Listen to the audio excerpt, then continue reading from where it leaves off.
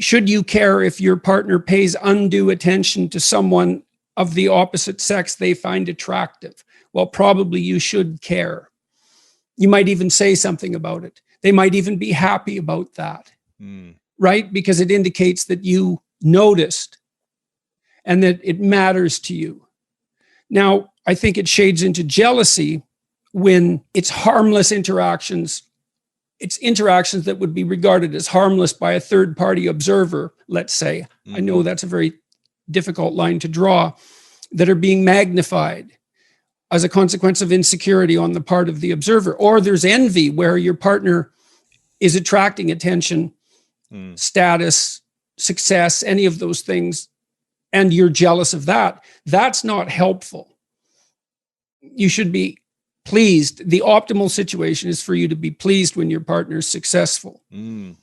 I don't think competitive couples,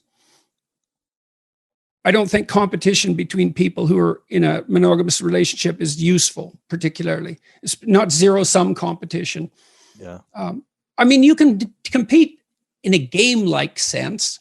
Right. Fun, fun, playful competition, but not. Yeah, but not existential competition. You're on the same team. That's the point. Right. And if one of you is feeling left behind for one reason or another, it's time to throw that out on the table and say, look, I'm playing second fiddle here far too often. What can we do about that? Well, it looks like you need it. And like, I've got an adventure. It looks like you need one too. Well, how can we rearrange the situation so I have my adventure? And then it's up to that person too to figure out what obstacles they might be putting up in their own pathway, right? That's stopping them. And then they have, they're angry at you for getting in the way, but it's actually a consequence of them using you as a convenient excuse for not doing something difficult. Those things all have to be sorted through. It's very hard. Yeah. These conversations are extremely difficult. It's no wonder people avoid them. I also think people are not taught to negotiate. Oh man, at all. And that's a real shame. First of all, you figure out what you want. This is what I want. Then you tell the person. Then you strategize with them so that you can get what you want and they can get what they want, and you both know what that is, and away you go together. And that usually comes out. It's usually obscured and hidden, and comes out awkwardly and difficulty and with difficulty if it comes out at all. And people fool themselves into thinking that it's okay what they're doing. I'm sacrificing myself for the children, and that's okay. I'm sacrificing myself for my husband's career, and that's okay. I'm working at a job I can't stand because I need to support my wife and children, and that's okay. I mean, sometimes that is okay, but it has to be out, clear, in the open, talked about, negotiated, discussed. I think you can be a slave or a tyrant, or you can negotiate. Those are your options. And we default to slavery and tyranny because that doesn't require any cognitive effort.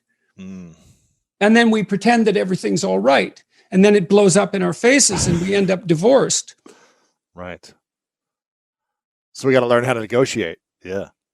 Yeah, well, and then you have to notice that there are things that you want, right? And you have to tell yourself what those are. And then you have to let the other person know. And then they can deprive you of them because they actually know who you are. And so that's a big risk. But if you do lay it out and negotiate it, then you have two people working in the same direction, and they each bring their different viewpoints to bear on the problem. And sometimes that'll save you, that additional cognitive complexity you have because there's two of you instead of one. It can make you much more effective. What happens when we feel like our partner is depriving us of what we want? If it's not, infidelity or something of the likes of being with other people, but something else that we want in our life, a goal. Well, sexually, that happens all the time. Right. Because people, generally speaking, men would like to have sex more frequently than women. So that's a sticking point in many relationships. But forget that for the moment. We might just as well say that the probability that one partner and the other partner are going to have exactly the same level of sexual interest say with regards to frequency is quite low. So there's going to be friction there. So what do? Well, you negotiate about it. It's like, well, I'd like to have sex 15 times a week. Well, I'd like to have sex once a week. Right. Okay, well, you know, the logical meeting point there would be in the middle. But then that has to be planned out.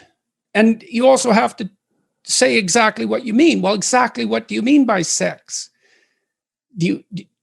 Because there's all sorts of variations of sex, ranging from just intimate closeness to full-fledged sexual activity of various sorts. And the various sorts matter too. And these are painful discussions often. It's very funny in some sense that people will do and desire things that they won't talk about. Right? They'll engage in the act, but they won't engage in the negotiation. And they won't admit what they want. Why is it so hard for us to admit what we want? We're ashamed of it. That's easy with sex. Sex and shame regulates sex. You know, people say, well, you shouldn't be ashamed of sex. It's like, well, really? Really? No, that's a stupid theory. We arrest people who expose themselves in public. Why? Well, because we don't want people masturbating in public. We assume they should be ashamed enough not to do that. Shame regulates sexual behavior. So we're embarrassed about our desires. And, you know, naively, you'd think, well, you can just shed that. Well, first of all, no, you can't. And second of all, it isn't obvious at all that you should. What you might be able to do is to determine how to play out your sexual life in the confines of your relationship in a manner that neither of you do find shameful. But that's just think how hard that is.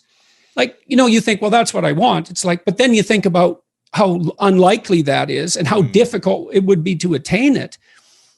You know, you could say that if that ever happens to you in your life once, you're lucky, you know, that it's perfect. Now, I think that's pessimistic because I believe that solutions to that problem can be negotiated, but it's not.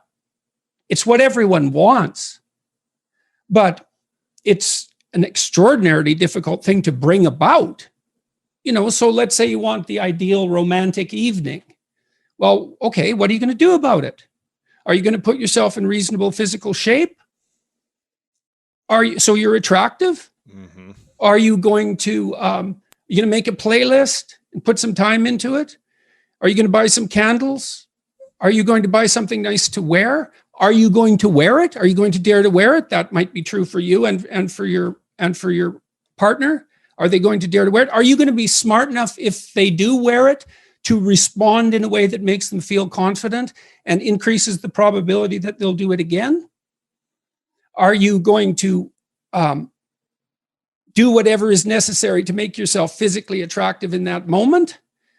Are you going to have the kids put away? Have you got the day-to-day aggravations with each other that are dragging you down and making you resentful under control so that you actually do want to give your partner some pleasure?